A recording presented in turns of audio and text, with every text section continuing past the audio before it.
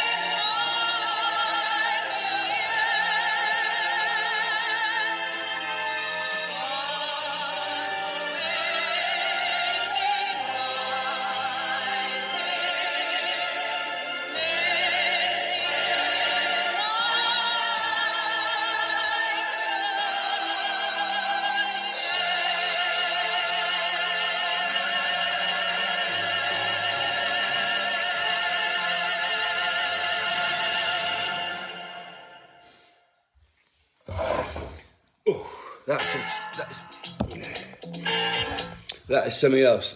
That always makes me emotional, that song. Because I was in the military back in the 80s when we went to Falklands. We travelled 6,000 miles to save our people from a dictator, the Argentinians. And they're going to get it back now free of charge from Keir Starmer, for sure.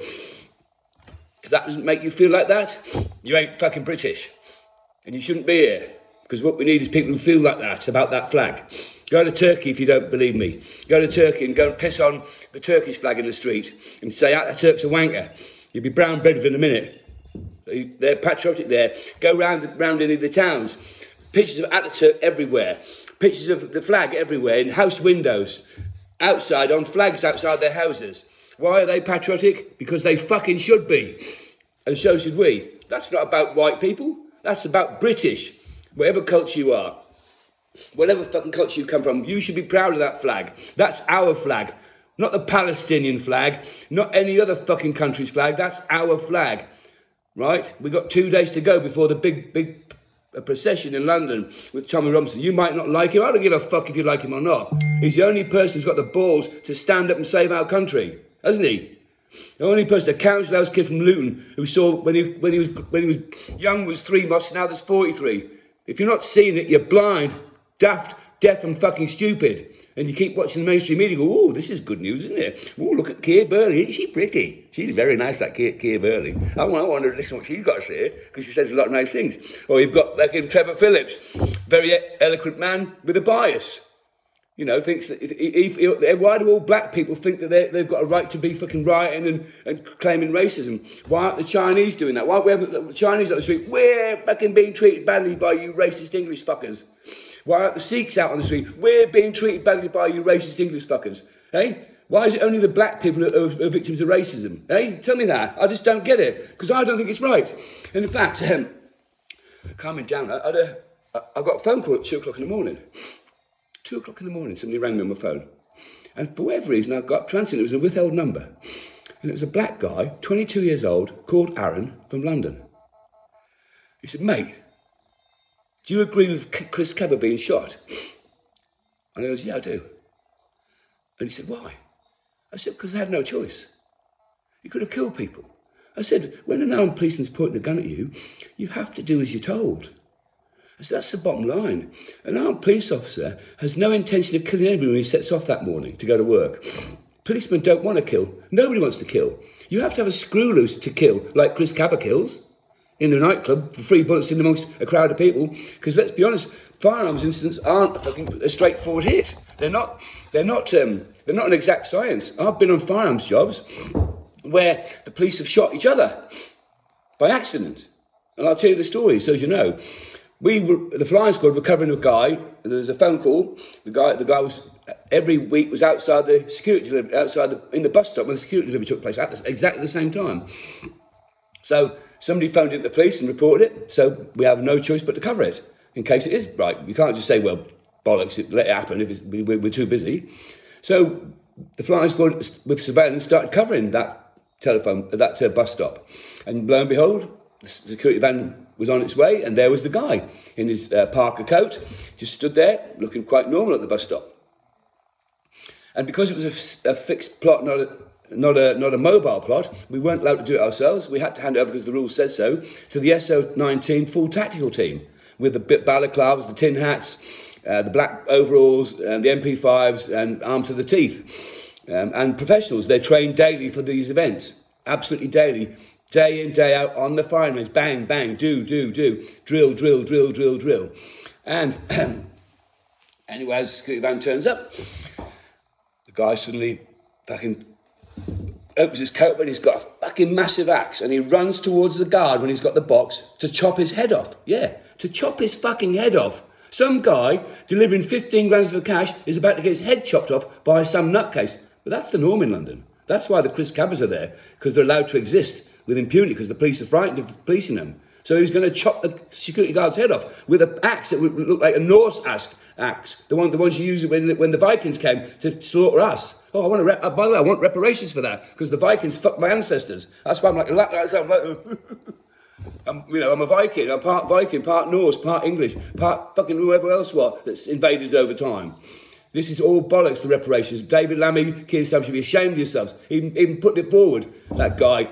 I tell you what, and again, I know I'm sounding a bit racist, but I'm not. If you ask anybody, I love people. Anybody, anywhere. But all the black people out there, if you think you deserve reparations, right? Well, I don't agree. And I'll tell you for why. For one simple, honest reason. Because you are better off than you would have been if you'd stayed in Africa. Look at Africa now. All those years, 200 years on from slavery, hasn't marched forward an inch. Corrupt, poverty, people living in mud huts, walking miles for water. We see it every day on the telly, they throw it down our throats. Look at these poor people, can you donate? Look at these poor people, can you donate? One of the richest resourced countries in the world, and why aren't the black people taking that resource out the ground and selling it? You tell me. Don't say it's because the Brits have got it all, because that's bullshit. Okay? So, David Lammy, descended from ancestors from Africa. Where would you have been if you'd stayed there? Living in a tin hut? Living in a tin hut, or probably, I don't know, doing well. Only time will tell, wouldn't it? But 99% of Africa lives in abject poverty. It's got rich pockets of people, both white and black, and then the rest live in mud shacks and dance to Jerusalem all day long. I'm being facetious, I love that song. If that song doesn't make a movement, doesn't stir you in here with those kids dancing with their smiling faces when they've got fuck all. Why don't we smile when we've got fuck all? Because we're a spoilt bunch of cunts, that's why. We're used to having everything for nothing, and we want more for nothing. So, that's the problem in this country, in my book. Okay, it's not about racism. There's no racism in the UK. I'm going back to Aaron again. What a lovely man. 22 years old, rang and asked me if I agreed that Chris Cameron should be got. I said, yes, I did. He said, brother, you've got to tell me why, because I don't understand it. And everyone's saying he's been murdered. I said, Aaron, you have no choice when you're carrying a gun, when things go wrong. If somebody's prepared to kill you, you have to kill them. All right, he was trying to get away, but he had killed people, and he's a mindset for killing, and we didn't know that, the police didn't know that, but he would have killed them if he could. He would have run them over if he could. And he was shot by a man who will regret that for the rest of his life. And I want to put that right here now on social media. Martin Blake, Tony Long, anybody who's with a firearms background who's been castigated for doing what they were paid to do and not supported by wankers like Mark Rowley, who haven't got any balls at all. He's come out now giving it the big one, but he should have said it 2 years ago. He should have pulled his men out on strike 2 years ago when Martin Blake was charged, when that decision was made, when that bent decision by the CPS was made, that biased left-wing decision by the CPS and the IOPC, because there's no way in a million years there was evidence to support the charge of anything, never mind murder. And if we'd had a bent jury on that day, if the police had a bent jury, because bear in mind you can be a criminal on a jury. Did you know that? You can have 10 convictions for dishonesty and still serve on a jury. How ridiculous is that when it only takes 3 people to make the trial not guilty? That's why the acquittals are through the roof, because juries now are daft, dumb, bent, stupid and dishonest. Okay? That's why the acquittals are through the roof. Martin Blake, God bless, he had a jury that didn't believe the shit. And he probably had a jury of decent people, which was probably set up by the courts to make sure he didn't get convicted. Because the world is not right anymore. There's no honesty. There's no integrity anywhere. So, I spoke to Aaron for quite a while, for about 15 minutes. And by the time we finished talking, he said, bruv, I'm going to give you my number. We need to keep in touch. We need to teach the black community what you're saying, what Rob Sole's saying. He said, because what Rob Sole is saying is common sense and is right, and it's honest and it's straight. You know, we need to restructure the police so they know how to police people properly, know how to talk properly. So when they walk up to somebody, they go, what are you doing here, you cunt? They say, excuse me, sir, can I have a word? How easy is that? But I've been stopped by the police, and they were fucking rude. And I said to the cop, he said, what fucking speed are you doing? And I said to the cop, pardon? He said, you fucking heard me, what speed do you think you're doing? Who gives you the right to speed? I said, mate, I'm Chief Superintendent Sole from Internal Complaints. I said, and your behaviour is disgusting. And he said, oh, sorry, sir, I didn't know. I said, you shouldn't fucking need to know. Get down the fucking road now before I report you to the complaints department. Fuck off. He turned around and walked off with his tail between his legs. I thought, you wanker. You are why we're in a fucking mess. Because you're rude, you're arrogant, you're a slash peak you're a traffic cop, but you're giving the fucking people a bad name. Eh? But he soon backed up when he thought I was a superintendent of complaints, the pussy. He should have said, I don't care who you are, sir, you're having a ticket. But he didn't, he just turned around and fucking walked off. So, it's not long before Patrick's March. Please come out. Please save England from a fate worse than death. We walked 6,000 miles to the Falklands. We took ships 6,000 miles to the Falklands to save the Argentinians, didn't we? In 1982, courtesy of Margaret Thatcher. Why can't we walk down the corner shop to save ourselves now? Why can't we get the train to Victoria and save ourselves? Because if we don't save ourselves, Keir Starmer is going to destroy all of that. What that means. What that flag means to everybody. And even the king. Where's the king? Yeah, he's standing up for his country. Now he's too busy swanning around the fucking world with his missus, who he was shagging when he was married to Princess Diana. Dirty dog. Dirty fucking dog. No wonder you're not popular anymore. Get William in. Get yourself out. You're never going to be popular because you're a dirty dog. Your missus couldn't trust you. And she was the most beautiful woman in the world. And then she was killed. God forbid she was fucking killed deliberately. But that's what everybody thinks out here. And then you've got fucking Andrew, the fucking guy who's shagging underage girls with Jeffrey Epstein. Get a fucking grip yourselves. You want to stay in this country, and I do want you. I want the royal family. But you've got to be William and Kate, straight batters, not dirty bastards. So, come to the march. Save that flag. Save this country. All of you, no matter what colour you are, what creed you are. Save England for the English, for the British. Don't give it to the Muslims, the extremists. Because when, like as Tommy Robinson said, when he started, there was 3 mosques in Luton, now there's 43.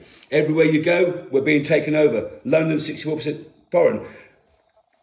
Sadiq Khan saying he's going to build houses for people to be near the mosques. What the fuck? Isn't that a racist statement? Isn't it? I'm going to build houses for Muslims to be near their mosques? That is fucking racist. He's not saying I'm going to build houses for people of Church of England to be near their churches, is he? What a fucking mess. We need to straighten this out. You need to join me in the fight. And I mean fight, I mean a peaceful, better work. Let's cane these corrupt bastards and make sure they don't want to work anymore. If they're dishonest, they need to leave. And they need to leave now, because I'm coming for you. Big Starly.